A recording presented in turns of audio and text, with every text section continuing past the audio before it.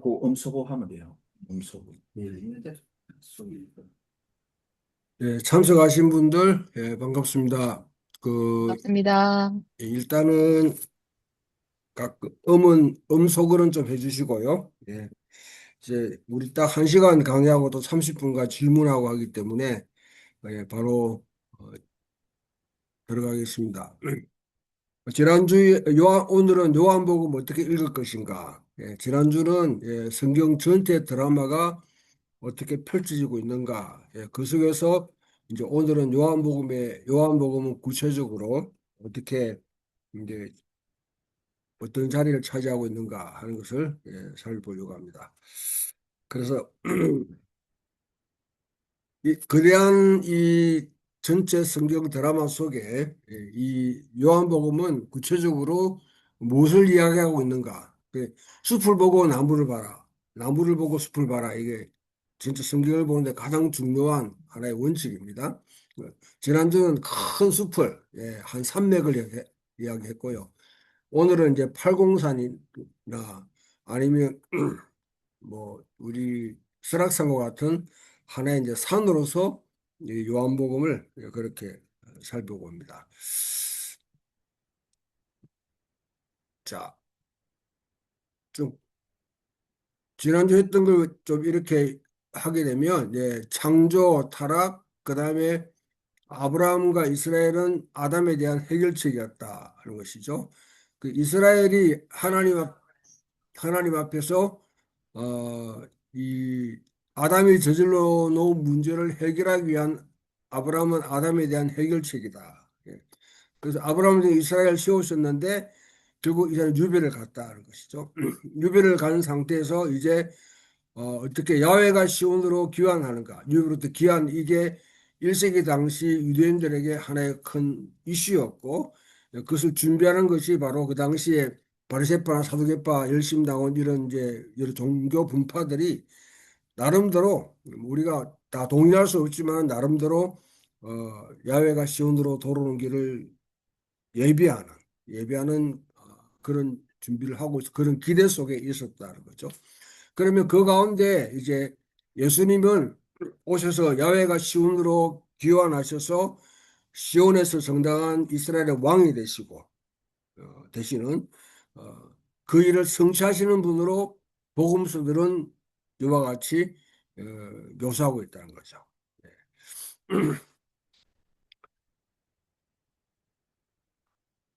그러고 난 뒤에 이제 넘어가게 되면 이제 육막에 가면 이제 바울과 초대 이스라엘 교회처럼 바울 같이 예수님이 성취한 것을 이제 온 땅에 모든 족속과 백성과 방언과 나라 열방에 전거해서 그들이 야훼에게로 돌아오는 그런 일을 신실하게 수행했고 우리 이제 성경복음 사도행전에 바울은 로마에까지 이르렀다는 거죠.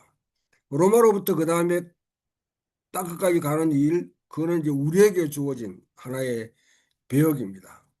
그 부분은 이제 우리들의 이야기로 서늘해가야 될, 우리가 감당해야 될 그런 배역이고요. 최종적으로 성경 전체는 새 하늘과 새 땅이라는 이루어지는, 예수 믿고 죽으면 천국 간다는 게 아니고, 새 하늘과 새 땅이 궁극적으로 우리가 가야 될 목적지다. 그렇게 하게 되면, 자, 여기서 이제 예수 그리스도의 성취하신 이 일을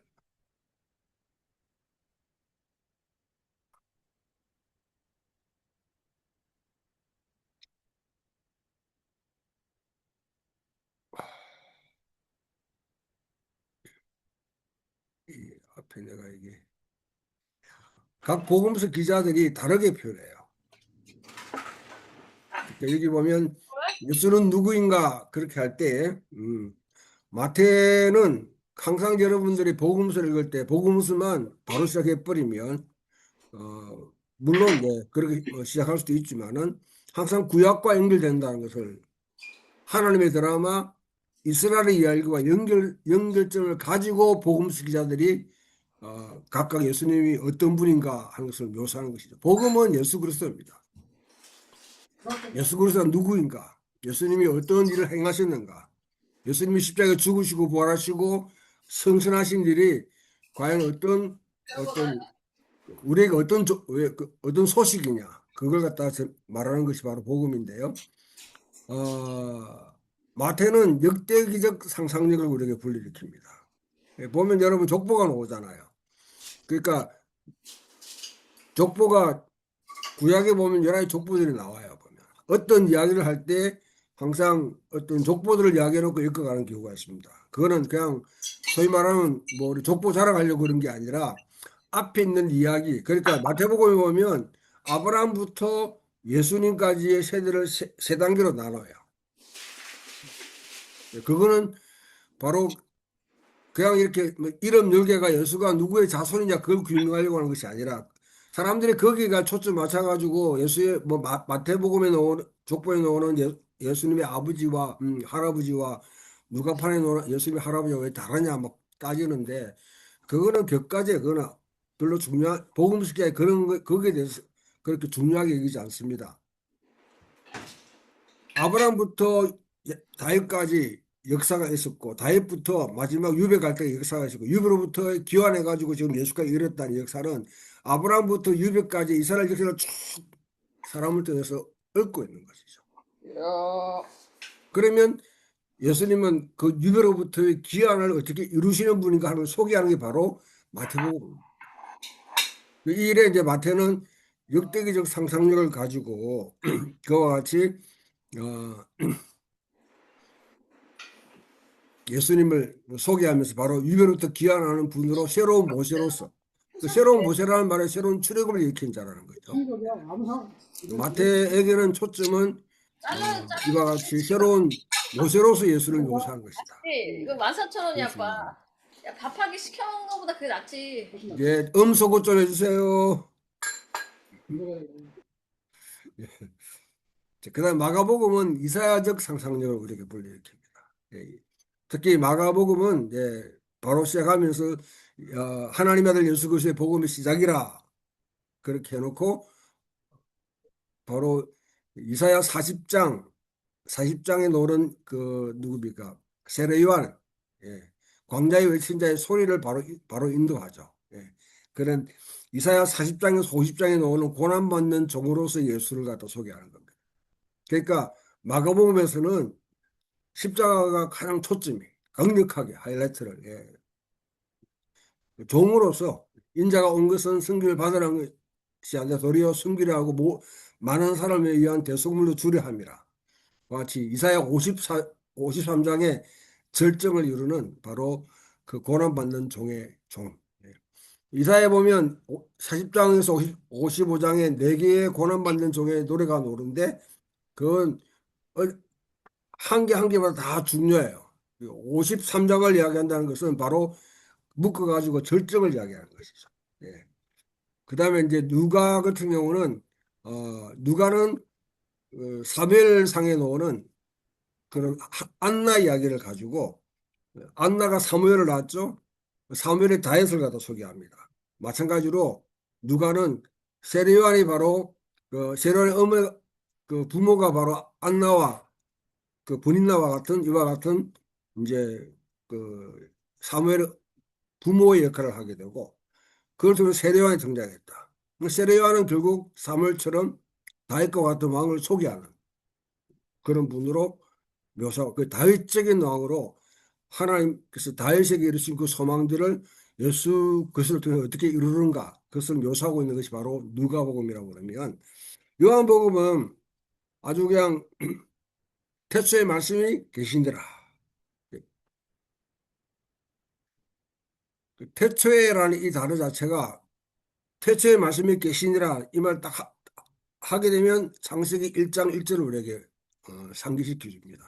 그래서 새로운 창조를 일으키시는 분으로 새로운 창조를 일으키시는 분으로 예수님을 소개한다. 그래 요한복음 나중에 보면 오늘 시간 되면 그 부분도 다루겠지만은 요한복음 1장부터 21장까지는 다 새로운 창조에 대한 그런 뉘앙스,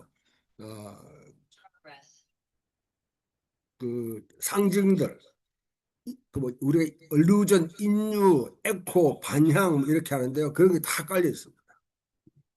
그래서 요한복음을 제가 어릴 때는 저도 어릴 때부터 잘하고 그다음 신학교에서도 배울 때 영적 복음이다 해가지고 그렇게 말을 가르쳐요. 근데 그거는 대표적으로 이제 뭐 아주 루돌프 불트만과 같은 이런 학자들의 의견을 갖다 받아들여가지고 영지주의 복음과 비슷하게 그렇게 이해하려고 하는 그거는 1970년대 그렇게까지는 이해했습니다. 그러나 1980년대 이후로부터는 요한복음 해석이 그렇게 보면 안 된다 하는 것을 수없이 신학교에 가르쳐도 목사님들 밖에 나오면 그냥 요한복음은 영적 복음이라고 가르쳐요. 영적 복음을 보게 되면 요한복음이 그렇게 아마 잘 해석이 안 될 겁니다.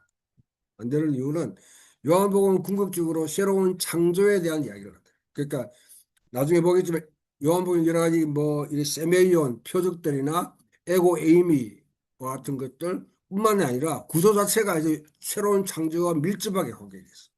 예. 그런 측면에서 이해할 필요가 있다는 것이죠. 예. 그 요한복음과 그 공관복음 사이에는 여러 가지 차이가 있습니다. 차이가 있는데 이 이제 이 PPT는 이 지마토를 읽었다 요약해가지고 이렇게 올려놨는데요. 아무튼 여러 블로그를 보게 되면 요한복음과 공관복음 사이에 여러 가지 왜 여러 좀 차이가 많 이제 말이 많잖아요. 보면 일단 마가복음 같은 경우에는 유스설 즉시라는 이게 곧 이라는 단어가 그렇게 계속 등장하면서 마치 속사 그 필름이 팍 돌아가듯이 그 쉴 틈이 종은 쉬면 안 되잖아요. 그러니까 쉴 틈을 안 주고 계속 진행해요. 그 궁극적으로 나중에 십자가에 딱 달리는 그 장면에 하이라이트를 딱 찍고 끝나버려요. 그 반면에 뭐, 뭐 다른 마태나 누가도 보게 되면 상당히 많은 어떤 뭐 사건들 이런 거 하는데 요한복음은 딱 7가지 사건. 예. 그 초점을 맞춰요. 그 7가지 표적이라 그렇게. 7가지 표적만 봐도 예수님이 하나님의 아들이고 메시아이고 그걸 믿음으로 우리가 영생을 얻기에 충분하다. 그러니까 함축해가지고 표현하고 있는 거죠. 또 반면에 보면 여러분 아니 공간복음에 보면 예수님이 성전 가가지고 소동을 벌이는 것, 예, 그런 예언자적 행동인데요. 좀 난동부린 거죠 실제로 가서 그걸 갖다가 다 예수님이 십자가에 달린 마지막 주간에 성전에 올라간 사건으로 묘사하는데 요한은 아예 맨처음에 땡겨놔 버려요. 그왜 그럴까? 그 어떤 사람이 두 분 일났다 그렇게 하고 하는데요.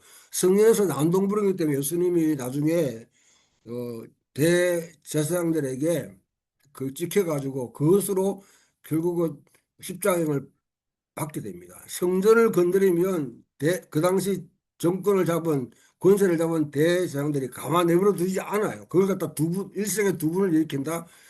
그거는 불가능한 겁니다. 그러니까 문학적 구조를 일부러 앞으로 당기는 거죠. 예수님을 묘사하기 위해서. 그거는 이제 다음에 요한복음 2장을 표현할 때 그렇고요. 그 다음에 그 외에도 여러 가지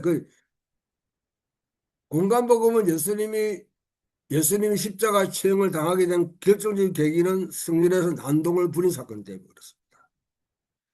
그 전까지 했던 행동은 어느 정도 예루살렘의 지도부들이 어느 정도는 뭐냐면 받아들일 수 있는 내버려둘 수 있는 그러나 성전은 건드리면 안 돼요. 그런데 요한복음에는 예수님이 결정적으로 이 대제사장들 특히 가야바 같은 사람에 의해 가지고 이제는 죽여야 된다. 이제는 제거해야 될 대상이다. 블랙리스트에 오르게 결정의 계기는 나사로를 살린 사건. 나사로를 살린 사건 때문에 결국 이 가야바가 사내들을 이렇게 소집해 가지고 한 사람이 많은 민족이 망하는 것보다 한 사람이 죽는 게 낫다. 해서 제거하기로 결정합니다. 이런 게 이제 모티브 자체가 다른 거죠, 차이가. 결국은 예수님은 이제 새로운 창조에서 가장 중요한 계명은 새 계명을 내게 주노니 내가 서로 사랑하라. 내가 서로 사랑하라는 것이죠. 네. 새로운 창조의 정신으로 살아가는 사람에게는 서로 사랑하라. 예. 이 사랑이라는 거는 그냥 연인끼리의 사랑이 아니라 하나님을 사랑하고 이웃을 사랑하는 것이 바로 십계명의 모든 계명의 요체입니다. 요체. 예. 요한계시록 보면 에베소교회가 내가 첫사랑을 버렸다는 것은 엄청난 그거는 하나님을 사랑하고 이웃을 사랑하는 근본적인 정신을 버렸다는 것이죠. 그 굉장히 라오디게아 맨 끝에 나온 일곱 번째 라오디게아 교회와 같이 상당히 엄중한 그런 상황에 놓여 있다 그렇게 볼 수 있습니다. 자, 요한복음 전체를 제가 이렇게 뭐 이게 제가 PPT를 작성하는 게 서툴러 가지고 뭐 하여튼 나름대로 열심히 해봤는데 자 요걸 이 자체를 여러분이 딱 머리에 딱 넣고 있으면 요한복음 자체가 거의 눈에 들어올 겁니다. 자, 일단 서원 1장 1절 18절 가장 중요해요. 네. 태초에 말씀이 계시니라 로고스 말씀으로 창조하셨다. 말씀이 육신이 되어 우리 가운데 가심에 우리가 그 영광을 보니 아버지 독생자의 영광이 은혜와 진리가 충만하다. 예. 결국 이 자리에 이르는 것은 그 말은 새로운 창조, 새로운 인간의 탄생을 이야기하는 거예요. 예. 이 서원이 중요하고요. 마지막에 이제 종언은 21장은 21장은 153마리 물고기를 잡는 장면이죠. 예. 그래서 이중적인 결말이 있습니다. 자, 일단 여기 보면 1장 19절부터 12장까지 11장까지를 요거를 첫 번째 표적의 한 주간입니다. 첫 번째 표적 요한복음 전체에는 7가지 표적이 드러나죠. 근데 이제 표적을 나중에 또 언급하겠습니다만은 표적을 요한복음에 놓은 표적을 7가지 표적으로 말하는 사람도 있고 8가지 표적으로 말하는 사람도 있고 근데 별 차이가 없습니다. 7가지 표적을 한 사람 나사로를 살린 게 7번째 표적이죠. 근데 뒤에 예수님이 십자가에 죽으시고 부활하신 사건이 바로 8번째 표적이 됩니다. 그래서 7 더하기 1 할례 숫자 8이죠. 주일의 숫자도 7 더하기 1 8입니다. 성경에 8이 아주 중요한데 그 새로운 창조 새로운 시작을 할 때 8이라는 숫자를 한다면 그렇게 봐도 되고요. 아무튼 여기 7가지 내지 8가지 표적이 나오는데 첫 번째 표적에 일으키는데 한 주간 7일이 걸려요. 7일. 그리고 12장부터 마지막 이 부활 예수님 십자가에 죽으시고 부활하는 그 장면까지가 또 7일입니다. 아예 여러분 요한복음의 기본적인 구조체가 첫 7가지 표적들로 이루어져 있는데 그 첫 번째 표적이 일어난 주간을 갖다가 지금 이와 같이 1장 1절 19절 21절까지 엮어놓고 그 다음에 7가지 표적이 쭉 일하고 마지막 7가지 표적이 일하는 것도 7일을 표현했다. 7일. 그와 같이 7이라는 숫자 창조의 7 관계돼 있죠.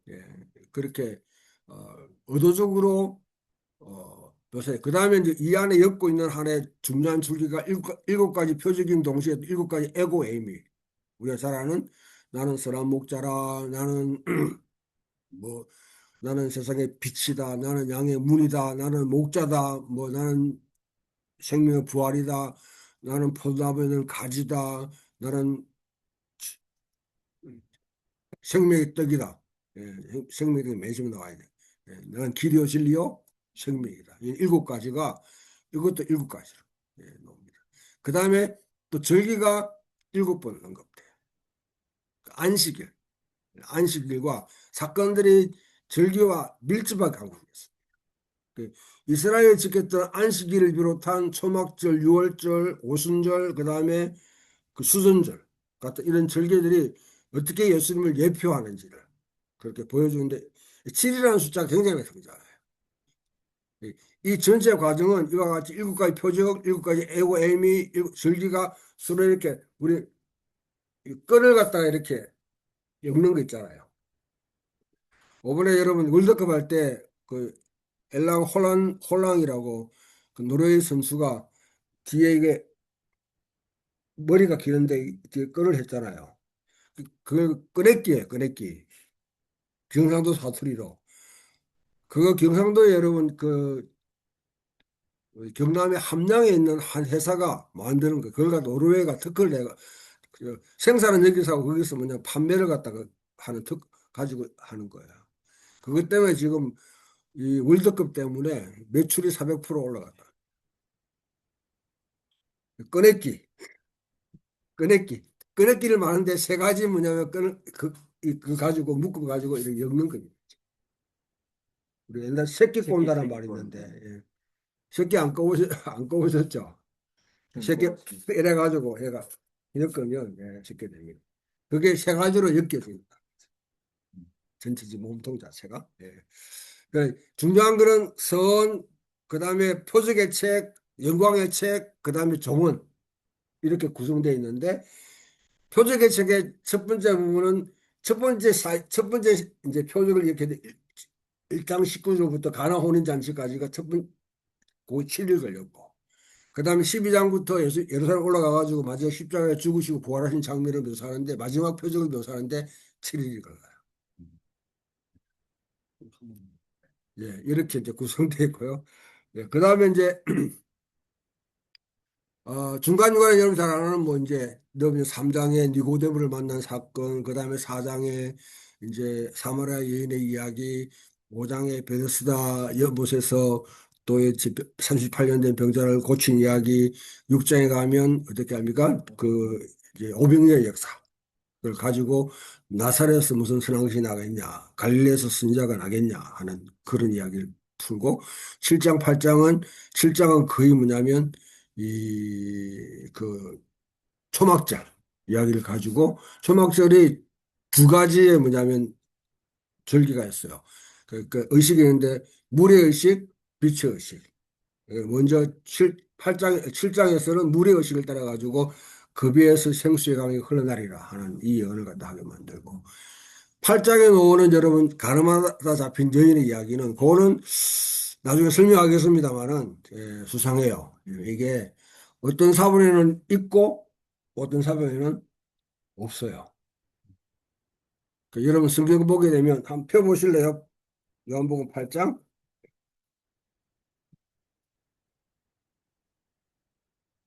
7장 7장 53절부터 그 다음에 8장 11절까지 그게 바로 여러분 그 음행 중에 잡혀온 여인의 이야기인데 거기에 문자적인 표시가 딱 돼 있죠. 갈로 표시돼 있죠.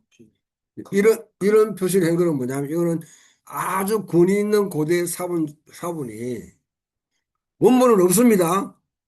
사본들 검증하는데 어떤 사본은 있고 어떤 사본은 없는 거예요. 이런 경우 똑같은 케이스가 어디서 등장하냐면 여기 마가복음만 펴보세요. 마가복음.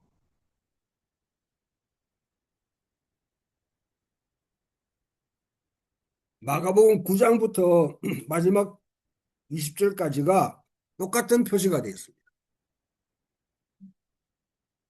똑같은 표시가 되어 있어요. 그럼 맺지. 아니 16장. 아, 16장 9절부터 16장. 20절까지. 예. 똑같이 표시되어 있죠.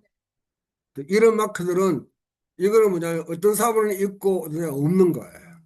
이런 경우는 이제 독자들이 선택해야 돼. 이거 그러니까 포함 안 시켜도 그렇게 크게 호통 꾸지람 안 듣는다. 사본이 이걸 아주 권위 있는 사본 가운데 이걸 뺏는 게 있으니까. 저는 마가복음 같은 경우에는 16장 9절부터 20절까지는 후대 사람들이 삽입한 거라고 생각해요. 그 부분 아예 주의를 하지 않습니다. 다루지를 않습니다. 마가의 그런 신학이 아니라고 보고 있고 오히려 거추장하게 붙어 있는 전체적인 이 마가복음 아리스토텔레스의 시학에 딱 맞춰져 있는 아주 멋진 그런 작품인데 역동성 있는 작품인데 그 작품의 역동성을 훼손시키는 반면에 이 요한복음 8장 이것도 사실은 이거는 누가복음에 가면 딱 맞는 그런 이야기예요. 누가복음. 예. 그러니까 누가복음이 여인들이나 아니면 그 주변부에 밀려가 있는 사람들, 이스라엘 경계선에서 밖에 죄인이라고 일컬음 받는 사람들을 포용하는 그런 측면을 많이 강조하기 때문에 누가복음에 가면 딱 맞는 이야기인데 이게 오히려 뭐냐면 이 요한복음 전체 흐름에 그렇게 맞지가 않는 잘 들어맞지 않는 그런 이야기가 될 수 있습니다. 그럼 뭐 이왕 있으니까 나중에 가면 또 우리가 한번 살펴보도록 하겠고요. 예. 자, 이런 것 같아요. 이런 것들은 이제, 여러 마크들이 있을 때는 여러분들이 선대 가시면 돼요. 그 건너뛰가 읽어도 돼. 그 있는 것도 읽어도 되고. 그렇게. 자, 그 다음 9장에 보면 이제 토막들 가운데 빛의 절기에 따라 가지고 나는 세상의 빛이다 하면서 날 때부터 소경된 자, 그걸 갖다 이야기하고. 그 다음 10장에 가게 되면 양의 문이다. 난 선한 목자다. 그런 구약 성경에 있는 중요한 그런 여러분 이 이제 예언 가운데 특히 에스겔 34장에 나오는 양과 목자에 관한 비유를 갖다 확대해 가지고 예수님이 그렇게 설명하는 것이고 11장 가게 되면 이제 나사로를 살린 사건 등장하고 그 다음에 12장에 가게 되면 이제 베다니에 가서 베다니에서 항력합을 깨뜨린 여인의 이야기처럼 마리아가 예수님에게 향유를 붓는 사건 등장하고 그 다음에 이제 마지막 쪽 13장부터 성전에 올라가서 일주간을 보내는 그런 사건으로 연결됩니다. 이런 이야기들 이런 보게 되면 그 다음에 13장, 13장, 14장, 15장, 14장 우리가 잘 아는 승만찬 근데 승만찬장이 없고 세족식을 대체하죠. 여기 공간복음과 차이가 있는 부분이죠. 승만찬을 갖다가 요한은 하나의 세족식이라는 그런 측면으로 바꾸고요. 그 다음 14장부터 16장까지는 고별담화. 마지막 예수님이 제자에게 남기시는 그런 고별담화. 이런 케이스는 거의 이제 우리 구약에도 보면 어떻습니까?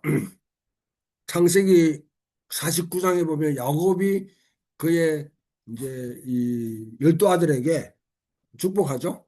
이런 축복. 그 다음에 모세가, 그 다음 여호수아가, 그 다음 세대에게 뭐냐면 마지막 고별 담하는 유언을 남기는 그런 장르. 유언 장르라 그렇게 해요. 그 유언 장르에 속해 있는 것이 바로 고별 담화인데 이 가운데 가장 악명 높은 게 너희는 마음에 거심하지만 하나님 나를 믿어 내 아버지 집에 갈 곳이 많도다. 내가 가면 내려서 거처를 예비하고 간다. 요 말씀을 가지고 14장에 다 천국 간다고 저기 해요. 이게 왜 이게 아닌지 이제 나중에 가면서 또 살펴드리고 17장에는 대제사장직 기도 예수님이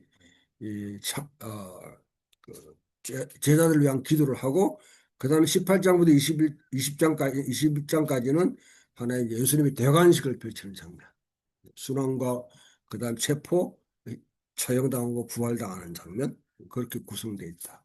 이걸 한 눈에 딱 넣고 있으면 요한복음 전체가 또 이렇게 나눠진다 하는 것을 보게 됩니다. 자, 그래서